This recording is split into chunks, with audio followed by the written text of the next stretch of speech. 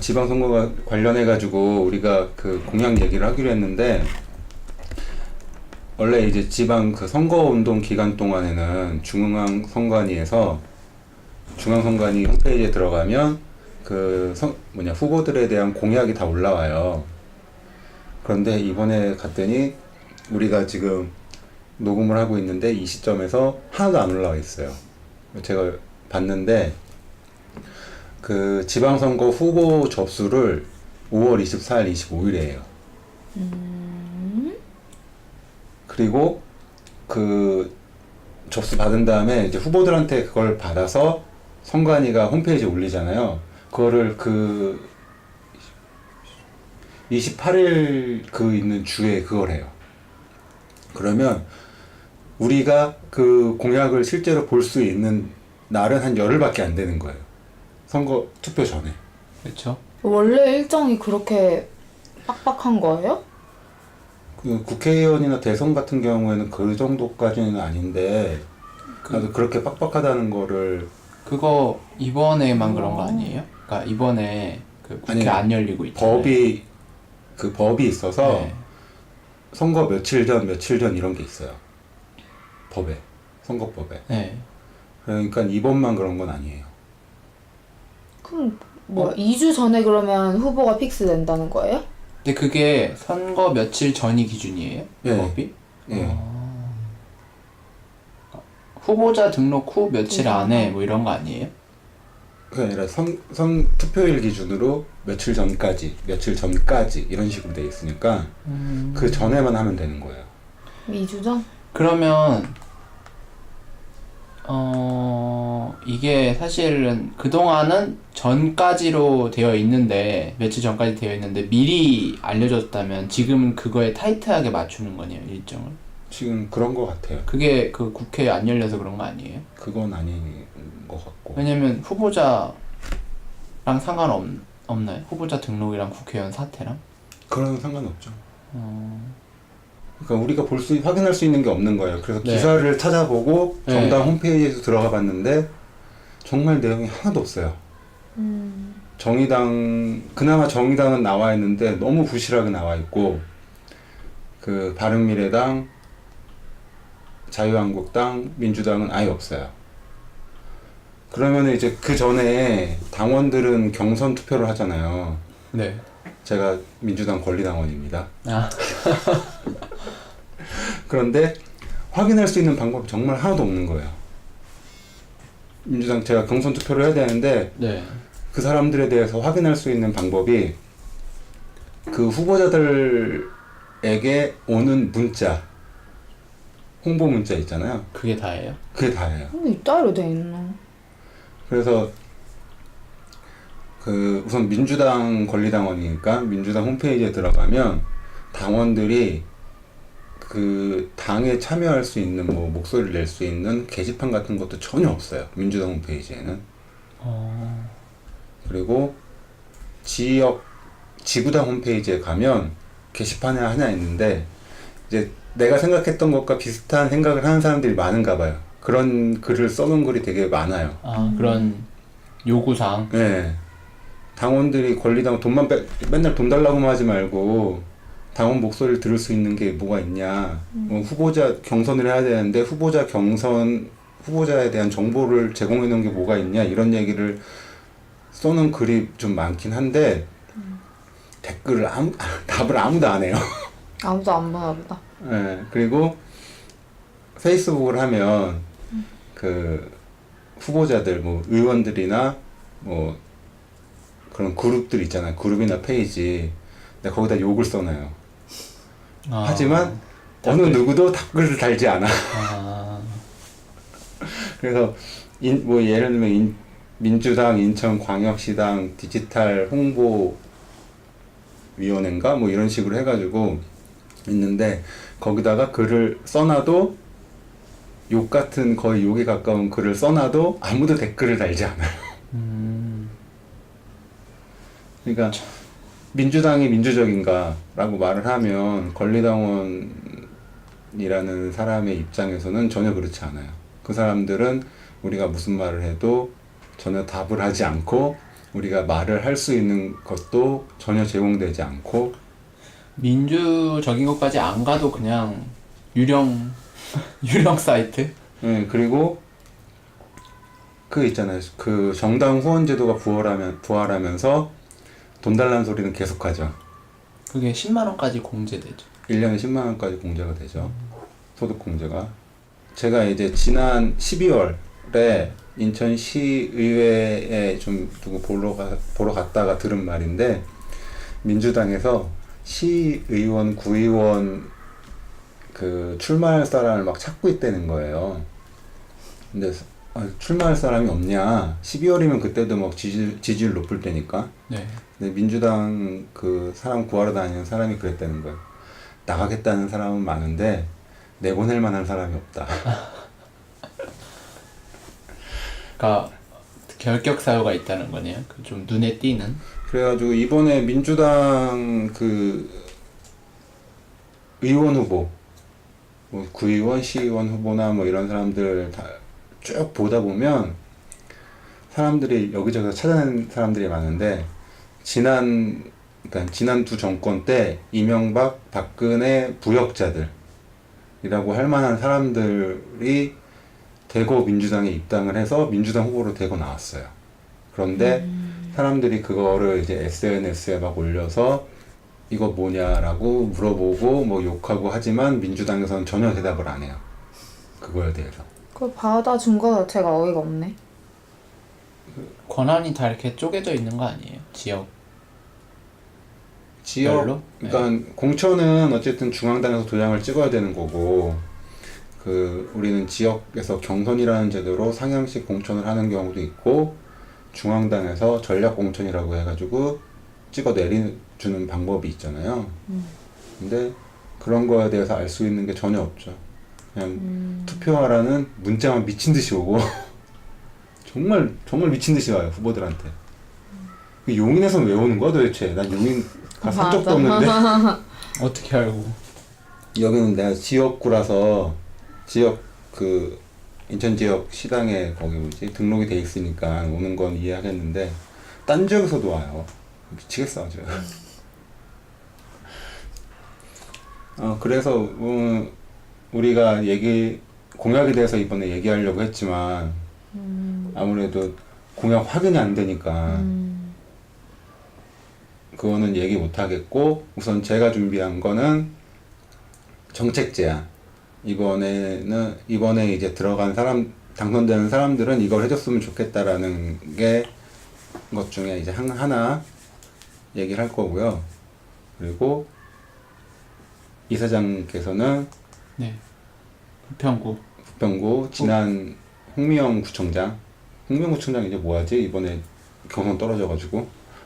뭐 홍미영 구청장 얘기는 뭐 간단히 같이 하면 되고, 그 지금 후보, 이번에 나온 후보에 대해서 그나마 자료가 좀 있더라고요, 부평구는.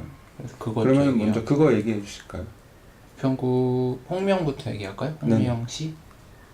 간단히 얘기해 주세요. 그러면 여기에 제가 제가 보내드린 링크에 부평구청 사이트에 들어가니까 공약상 추진 실적이 있는 거예요. 공약이랑.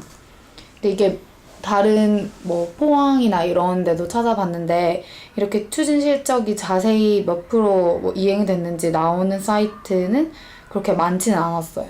한두 군데 정도 더 봤는데, 제가 본 곳 중에. 근데 여기서 이행이 꽤 많이 됐다고 여기 올라와 있고, 자세히 보면 추진한 거는 굳이 언급할 필요가 없을 것 같고, 추진 중인 거 중에 좀 눈에 띄는 게 추진한 거 중에서도 좀 의문이었던 게 있었는데, 75% 추진 중이라고 하는데, 미군 부대 반환 활용 대책 수립 75% 추진을 했대요. 뭐 추진했을까요? 미군 반환 1도 해결이 안 된 것 같은데. 부평 미군 기지 같은 경우에는 이미 철수는 했고 반환은 아직 이루어지지 않았죠. 그래서 거기 뭐 오염된 토양 뭐 그 뭐지 정화해야 되고 네. 거기가 이제 시민사회단체에서 요구하는 게 다르고 구청에서 하자는 거 다르고 시청에서 뭐 하자는 거 다르고 제가 그렇게 알고 있어요 저는. 그래가지고 계획이 아직 완벽하게 결론이 안 난 걸로 알고 있거든요. 물론 뭐 반환 활용 대책 수립이라니까 수립은 했을 수도 있겠죠. 75% 정도 했대요. 그리고 저는 여기는 잘 모르겠는데 굴포천 거기 상류가 되게 엉망인가 보죠? 그 하천 복원을 한대요. 그게 95% 정도 됐다는데 혹시 굴포천 부평구청 상류 앞에 가면 그 천이 있어요. 거기 가보면 부평구청 앞은 좀 괜찮게 돼 있어요. 사람들 다닐 수도 있고. 여기 상류가 어딜까요? 상류의 하천을 복원한다는데 95% 복원이 됐다고 합니다. 확인할 수 없지만 저는 그 굴포천 먹거리 골목인가 뭐 그렇게 있어요. 그 옆에 가보면 그 개천 옆으로 길도 나 있고 사람들이 이렇게 다닐 수 있게 산책로도 있고 그렇긴 해요. 근데 끝에서 끝까지 가본 적은 없네요. 중간에만 가봤지.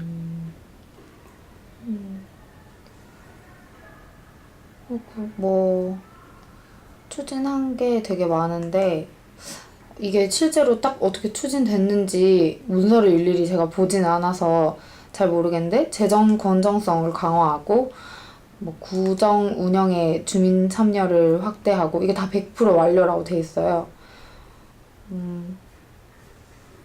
그리고 쉐어하우스?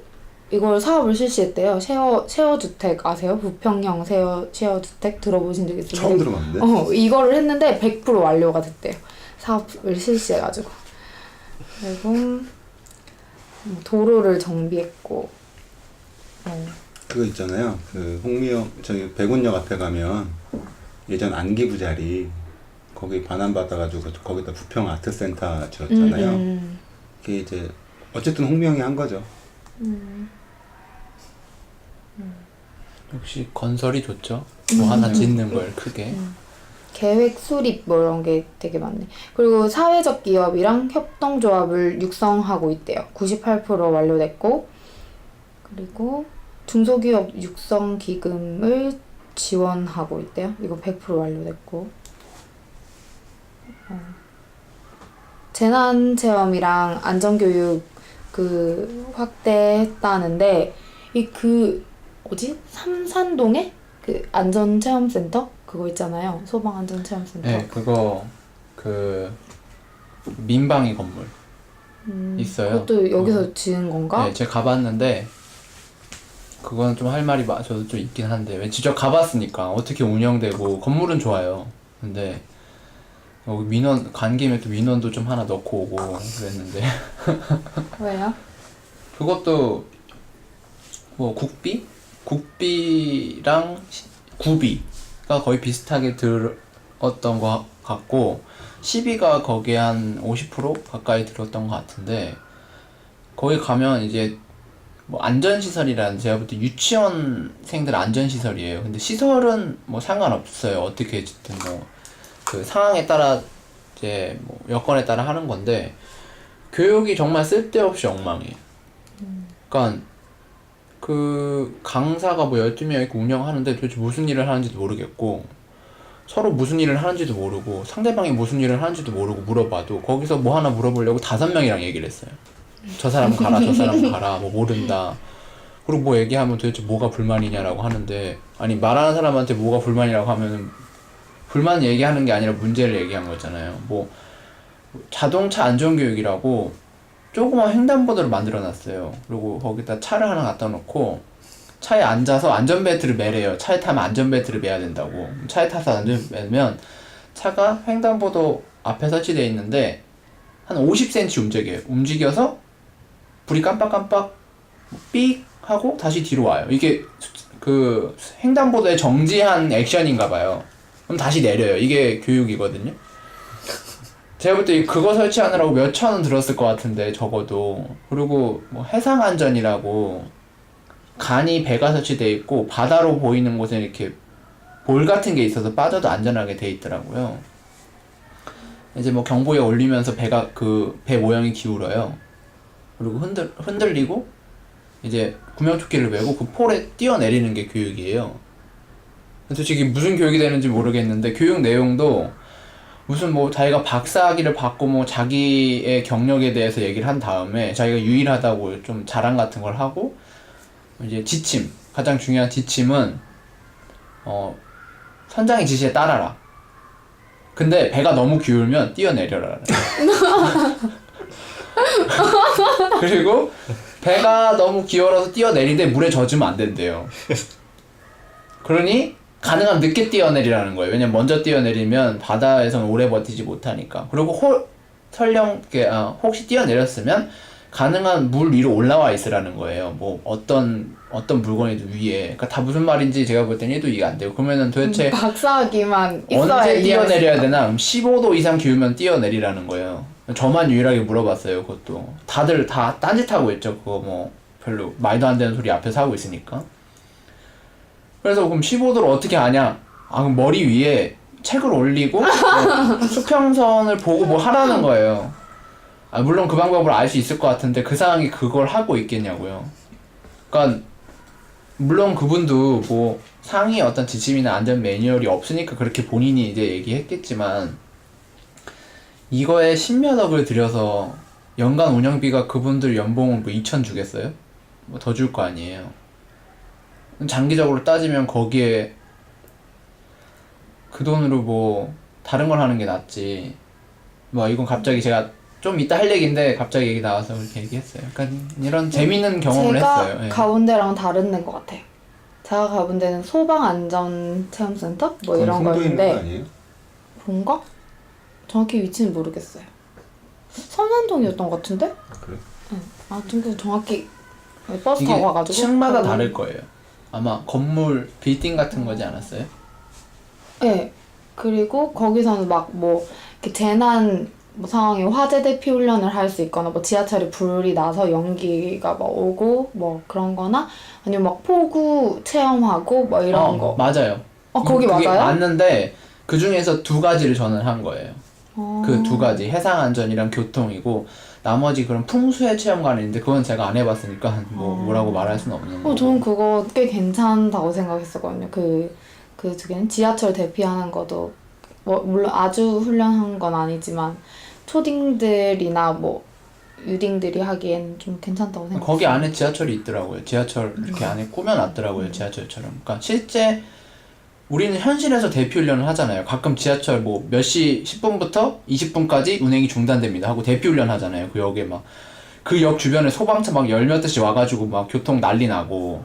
근데 사실상 보면은 교통은 난리 나는데 훈련을 하는 건지 안 하는 건지 그 실제처럼 하는 것도 아니고. 그리고 강사들이 소방관들이었던 것 같은데. 그건 제가 안 해봐서 잘 모르겠어요. 저는 그건 좀 괜찮다고 생각했었어요. 그 신청 인원도 인터넷으로 이렇게 신청할 수 있고, 그리고 뭐 그냥 가족 단위로도 갈 수 있고, 뭐 단체 단위로도 갈 수 있고 해서 좀 괜찮았는데 뭐 어른들이 받기에는 잘 모르겠네요. 저는 여튼 이분의 공약을 보고 이 부평구청 사이트를 보면서 이렇게 공약 그 이행률을 자세히 나타낼 수 있게 모든 사이트가 돼 있으면 이거 진짜 좋겠다. 이렇게 돼 있으면 공약 보고 뽑아도 되겠다 하는 생각이 들었어요. 근데 이렇게 되는 게 기사를 보니까 많지 않은 것 같더라고요. 이 사이트, 그러니까 부평구가 공약 이행 및 정보 공개 평가에서 에세이 등급을 받았대요. 최우수 등급. 이게 매니페스토 실천본부에서 평가단을 구성해서 뭐 시군구청장의 선거 공약 이행 실적을 평가하고 결과를 발표한 건데 이렇게 높은 등급을 받은 데가 몇 개 없나 봐요. 인천시에선 3개 국밖에 없어요. SA 등급, 제일 높은 등급 80점 이상을 받은 데가 연수구, 부평구, 남구. 그 이제 정치인들이 자기가 밝히는 공약 이행률은 정말 하나도 믿을 수가 없어요. 우선은. 그렇죠. 지난 국회의원 선거 때 그 새누리당이었죠 그때 새누리당 의원들이 뭐 이렇게 공약 쫙 해놓고 이거 1년 내에 못하면 우리가 세비 반납하겠다라고 했던 거 기억나요? 그랬는데 네, 기억나요.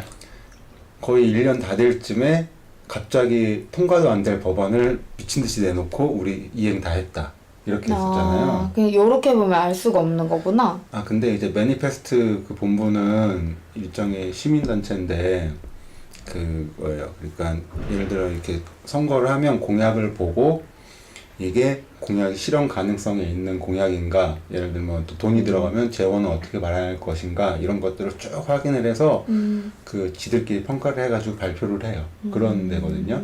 매니페스토라는 게 이제 공약을 보고, 그러니까 당이나 정가 기록이나 이런 거 보고 뽑지 말고 그 사람의 공약이 얼마나 실현 가능성이 있나, 뭐 정말 필요한 건가 이런 걸 보고 뽑자는 데거든요. 아니 그러면 그런 데서 분석을 하려면 최소 한 달 전에는 공약을 다 줘야 분석을 하든지 말든지 하지. 무슨 2주 전에 공약 띡 내가지고 뭘 분석을 하고 뽑으라는 거야. 우리 나중에 그 민주주의라는 게 뭔지 한번. 근데 저번에 하기로 하고 안 했던 거 있잖아요. 민주주의. 네, 민주주의 그거 계속 밀어놨는데 그거 한번 해야겠죠. 이러다 뭐 중국이 더 민주적이다 이런 말 나올까봐. 근데 중국도 민주주의라고 해요. 뭐 위에 윗동네도 민주주의라고 하잖아요. 네. 네. 그 북한은 뭐라 그러던데? 북한은 무슨 민주주의라고 하고? 조선 아니, 그 민주주의 형태. 민주주의 형태를 우리는 뭐 자유민주주의 그 헌법에서 자유죄 뺀다 그래가지고 지금 난리 났는데, 우리나라는 의회 민주주의잖아요 사실상은. 자유민주주의라기보다는. 그리고 북한은 뭐라고 하던데 내가 기억이 안 나고, 중국은 집중민주주의라 그랬나? 그랬을 거야. 집중 걔네 공산당 당원만 공산당에서 민주주의. 당원하고 거기 의원들이 해서 그래서 집중민주주의라고 하고. 저 지금 아까 말씀하신 그 선거 사무 안내 그거 이렇게 선거 뭐 언제 등록하고 뭐 서류 뭐 이런 거 보고 있는데, 후보자 등록이 5월 23일까지네요. 그러면 그때 모든 서류를 다 내는 거죠? 아니, 등록 서류.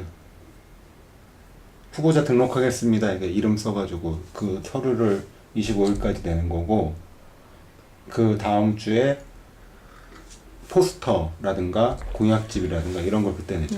그 전에는 선거운동을 하면 안 되는 거 아니에요? 그러면? 예비 후보로 등록을 하면 선거운동을 할 수가 있어요. 근데 이제 예비 후보로 등록할 때는 공약을 안 낸다는 거네요. 그럴걸요? 지금 제가 볼 때, 제가 잘은 모르지만 추정상 국회 때문에 지금 이런 거 같거든요. 국회 안 열리고 있잖아요. 근데 그 일정은 네. 이미 지난해에 이미 다 정해진 거기 때문에. 그 지난해 이렇게 하기로 정해진 거예요? 네. 2주? 지난해 초에 정해졌겠네요. 그럼 연초에? 그러지 않을까요? 그러면은 전 정부에서 정한 거네요. 그런가? 후딱 해치우겠다. 그러니까 속전속결. 이게 근데 이제 선거 일정이라는 게 법도 없어요? 법대로 하는 거 아니야? 선거법대로 하는 거예요. 그러면은 그냥 막 임의로 막 줄이자 이렇게 할 수 없잖아요. 그러니까는 법에는 최소한 며칠 이전까지 뭐 해야 된다 이런 식으로 나와 있는 거죠. 미리 하면 되는데 그냥 그 최소한으로 맞춘 것 같은데요. 아니 근데 어떻게 이렇게 실시한지 이해가 안 가요 도저히. 근데 2주 전에 공약제를 낼 수가 있지? 그 공약은 분석을 아예 못하잖아 그러면.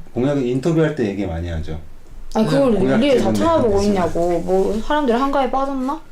그러니까 사람들이 접근할 수 있는 게 오로지 기사가 제일. 그러니까 언론에 선동당하고 있지.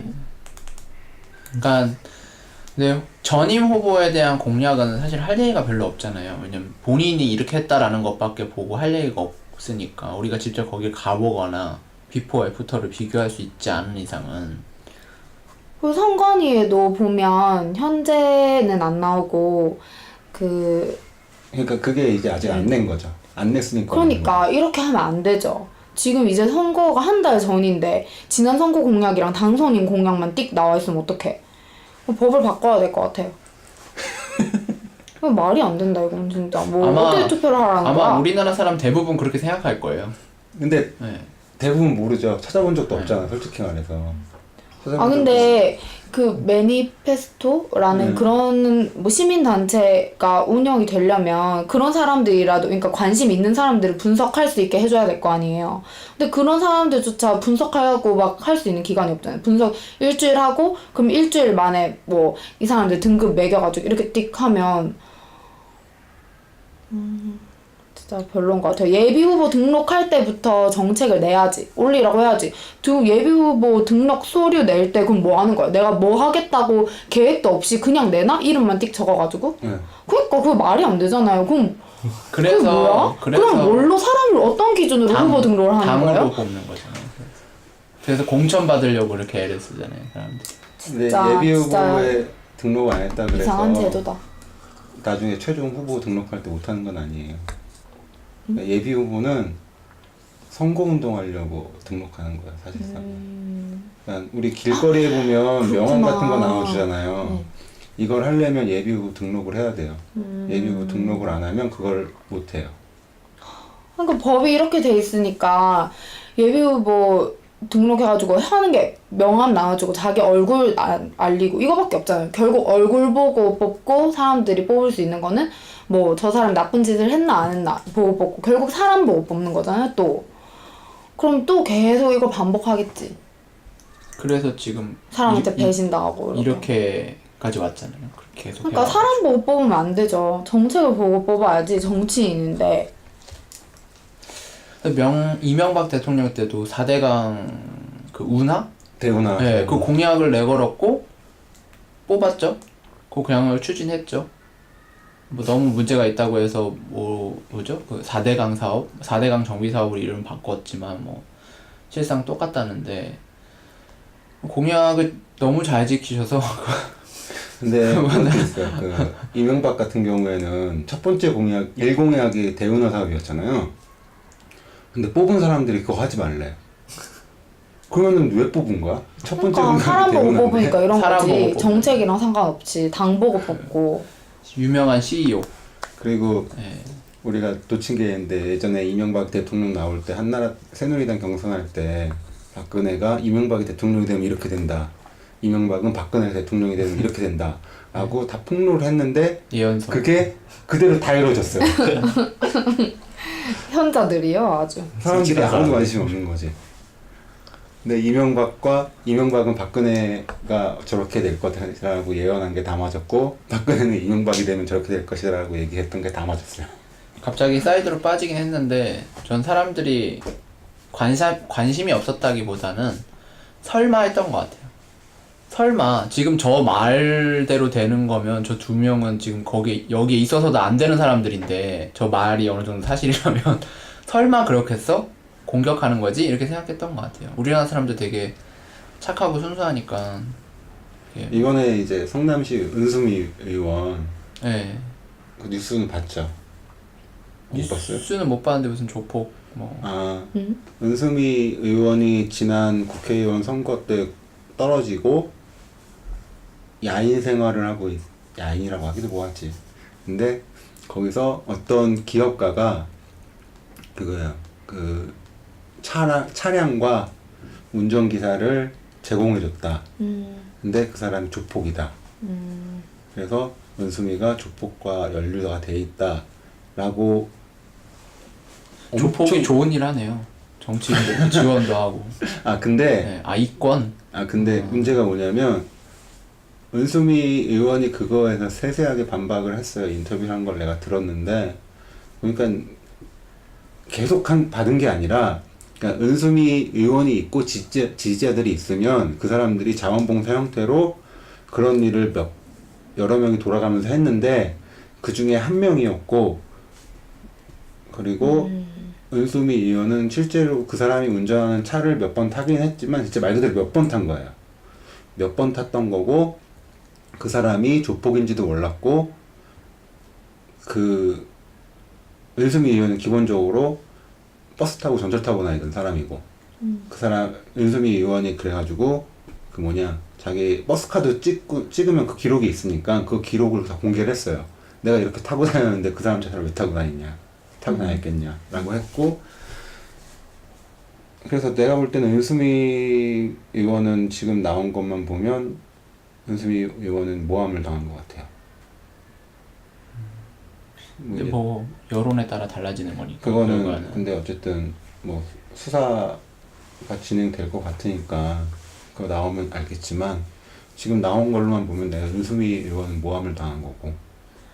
은수미 의원이 성남시장 후보예요. 예, 이번에 되겠네.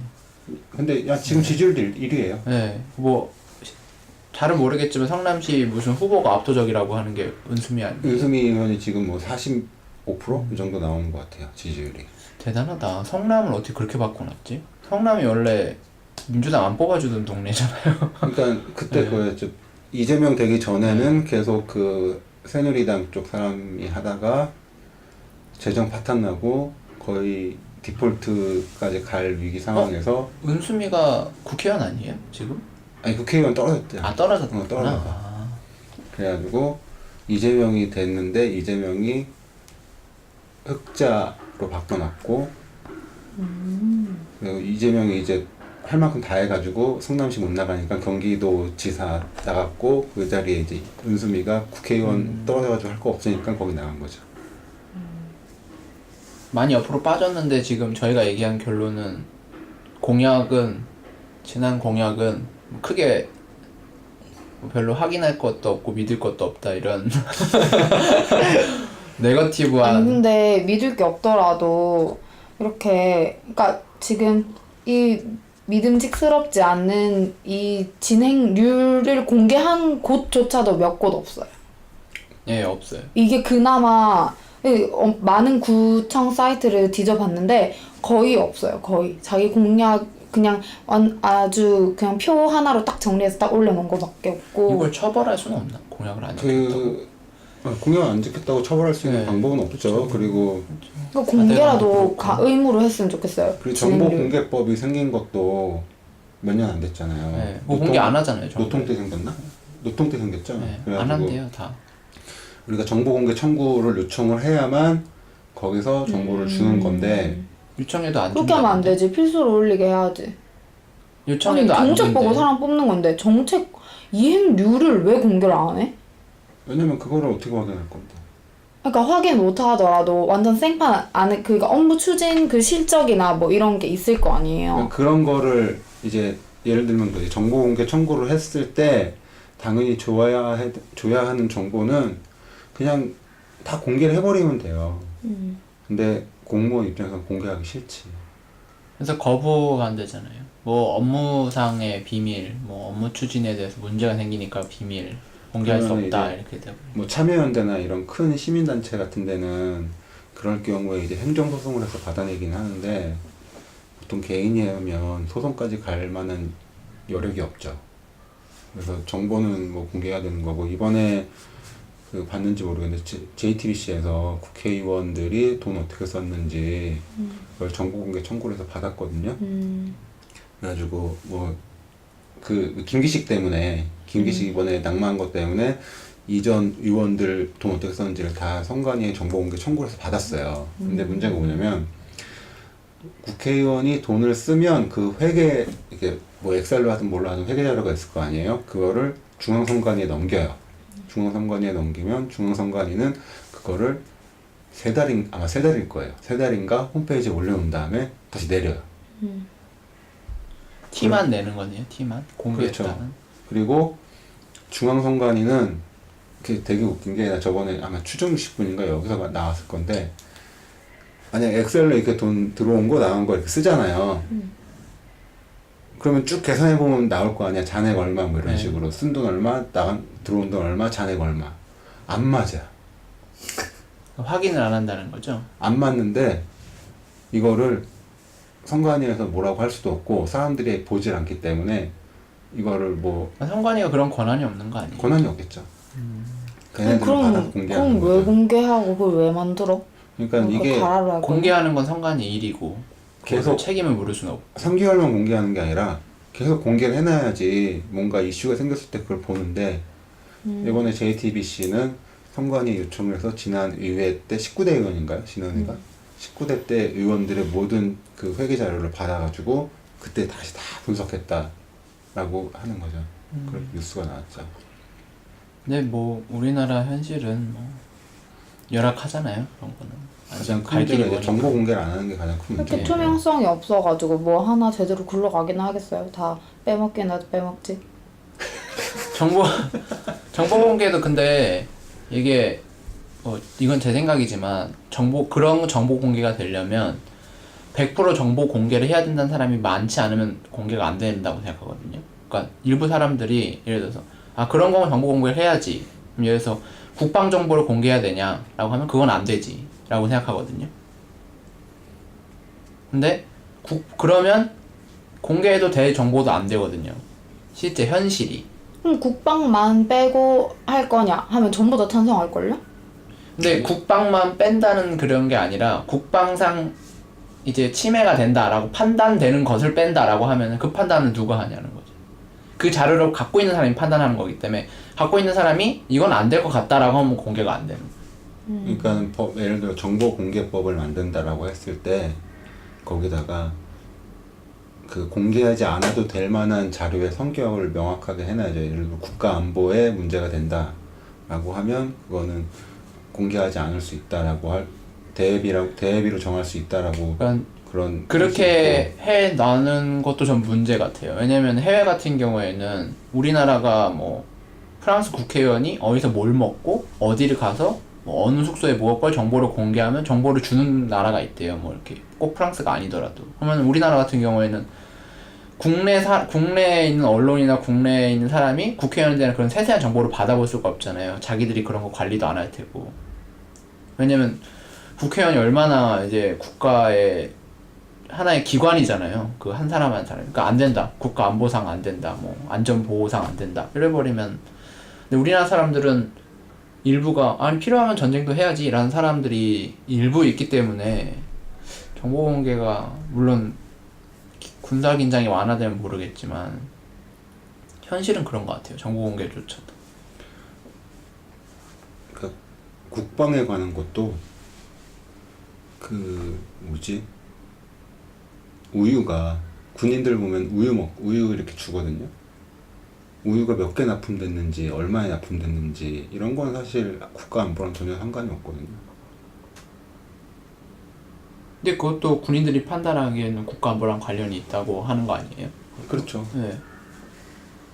왜냐면 뭐 정확한 건 아닌데 저도 군대에서 일을 했을 때 부대마다 전투력이 있잖아요. 부대 전투력 측정. 네, 전투력 측정을 하잖아요. 그러면은 무기가 몇 개인지, 이 장비가 그러니까 전투 장비가 몇 개인지와 비전투 장비는 전투력이 안 들어가고, 그러니까 방탄 헬멧은 전투 장비이기 때문에 방탄 헬멧이 만약 소실됐다. 그럼 전투력이 소실되는 거예요. 왜냐면 총 맞으면 머리가 이제 날아가니까 방탄이 없으면. 그럼 혼인이 몇 명인지, 보병이 몇 명인지, 뭐 군사 장비가 몇 개인지, 그럼 또 전투력 중에 들어가는 얘네들이 밥을 먹을 수 있는지 몇 끼를 먹을 수 있는지도 들어간단 말이에요. 왜냐면 먹어야 얘네들이 더 나가서 싸우니까. 그러니까 걔네들 입장에서 이것도 전투력 중에 들어가니까 안보 때문에 안 된다. 공개가 안 된다. 얘네들이 우유를 못 먹어서 우리가 전투력이 약하다는 걸 알면 라는 말도 안 되는 논리가 있을 수 있으니까. 뭐 그럼 얘기가 평화협정부터 맺어야겠네요. 또 우리 지방선거 얘기하다 평화협정까지. 그러니까 그거죠. 우리 지방선거 얘기하다 이렇게 온 거는 공개되어 있는 정보가 너무 없으니까. 근데 공공기관에서 정보 공시하지 않아요? 다 하는 건 아니죠. 공시 안 해요. 왜요? 그 정보 그 정보 기관의 공시 기관이 있는데? 장이 이 정보를 공개하겠다라고 하지 않는 이상 공개가 안 돼.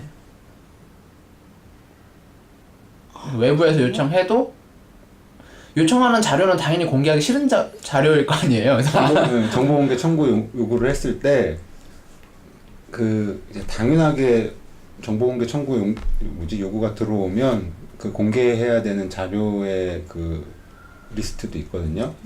그런데 공무원들이 그런데요. 이거 어디 있는지 모르겠다. 분명히 자리 뒤에 있는 캐비넷에 분명히 파일에 있는 거 아는데. 아니 나이스에 다 저장돼 있지. 그게 다 서버에 다 등록돼 있지 누가 다 서류 그 철해서 보관하고 핑계를 있어요? 다 된다는 거죠. 여러 가지로. 그리고 가끔은 그런 경우 있어요. 그 연구? 그러니까 IT 업계에서는 빅데이터가 되게 중요하잖아요. 그러니까 앞으로 미래 사회는 데이터가 자원이란 말이에요. 돈이란 말이에요. 근데 가끔 좀 진보적인 기관장이 지자체나 어디 장이 됐을 때 우리는 정부에 있는 정보를 공개하겠다. 오픈하겠다. 갖다 써라.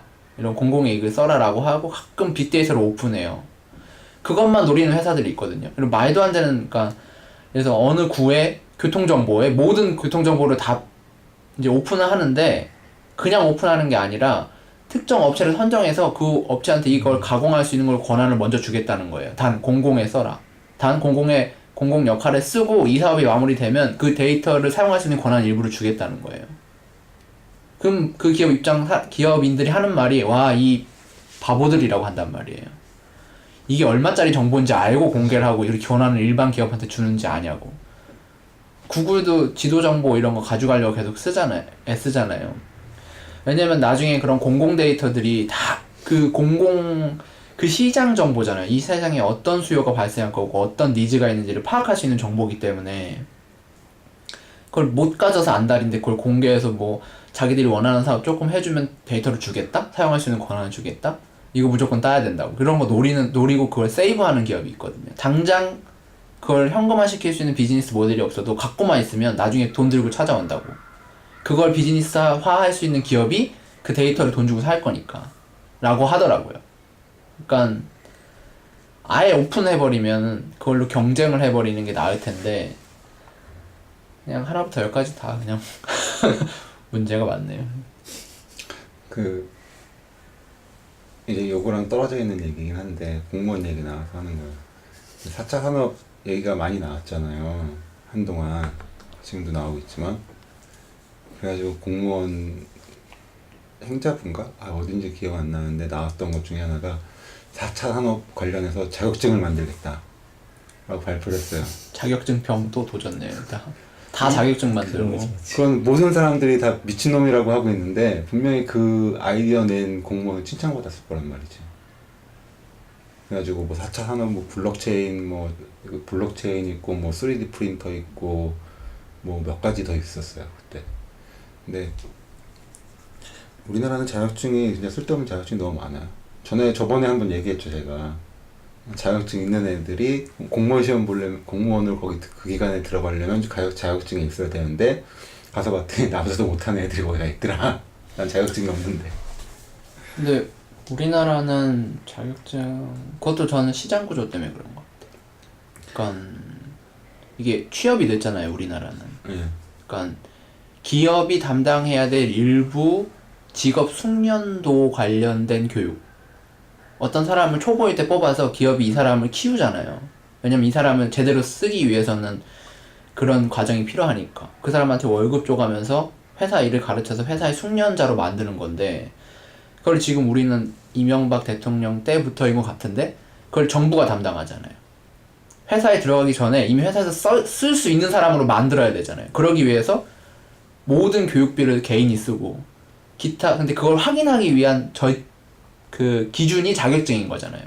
그걸 정부에서 보증하는 게 자격증 제도니까 우리나라 시장 구조상 자격증이 있을 수밖에 없는 구조인 것 같아요. 더 늘어날 수밖에 없는 구조. 취업이 빨라지지 않는 이상. 그러니까 그게 이제 외국에도 많은 자격증은 분명히 있는데 기업이 그거죠. 평가 시스템을 자기네들이 발전시키지 않고 뭔가 기준에 있는 거를 계속 내려왔던 걸 계속 행하니까 그것만 쓰고 있으니까 그 문제가 있는 것 같아요. 어제 뉴스 나왔던 것 중에 이제 구글에 처음 입사했던 한국인이 인터뷰한 게 나와요. 거기에서 그러는 거예요. 저 사람은 뭐 MIT에서 어떤 과정으로 박사학위를 받았다라고 하면 그쪽 사람 뽑는 데서는 근데 그래서 왜? 그래서 그게 뭐? 그런다는 거죠. 구글에서는 학력이라는 게 아무런 사람 뽑는 데에 대해서 아무런 영향을 미치지 못한다라는 거예요. 간단히 그 사람은 대단한 사람이에요. 그냥 간단하게 말하면 부산대에서 전산학 전공을 했고 뭐 삼성전자랑 어디였더라 큰 회사를 다니고 그리고 구글에 입사를 지원을 신청을 해서 입사를 해가지고 지금 인사를 사람 뽑는 일을 하고 있는데 그러니까 그쪽에서는 자격증, 학력 이런 것보다 이 사람이 어떻게 문제를 처리하느냐 어떻게 문제가 닥쳤을 때 그것을 어떻게 풀어내느냐를 가장 중요하게 보는데 그거는 자격증이나 학력이나 뭐 논문 개수나 이런 걸로 할 수 없다는 거지 구글에서는. 근데 우리는 사람을 뽑을 때 시험 성적, 출신 학교, 자격증 개수 뭐 이런 걸 말 그대로 우리 스펙만 가지고 보잖아요. 그러니까는 우리 자꾸 학생들이 공부는 안 하고 스펙 자격증만 따고 있고. 잘 모르겠어요. 구글 입사해서 지금 일하고 있는 사람들 통계 내보면 MIT 출신 되게 많을걸요? 많죠. 그러니까 많은데 학력만 보고 커트라인을 하는 건 아니겠지만 100% 반영이 안 된다. 많을 텐데 그 사람들은 그러니까 말 그대로 블라인드 테스트를 한다는 거죠. 학력을 저 사람이 학력이 아무리 좋아봤자 문제를 못 풀면 아무 소용이 없다. 이러니까 학력 가지고 보지 않고 문제를 자기네 어떤 그 정답이 없는 문제를 냈을 때 그걸 풀어내는 과정을 본다라는 거죠. 사고력을 보겠다. 힘드네요, 현실. 아까 뭐 기사 얘기한다고 하지 않았어요? 그러면 이렇게 기사만 이 찾았어. 얘기는 잠깐 쉬었다가 네, 그럼 뭐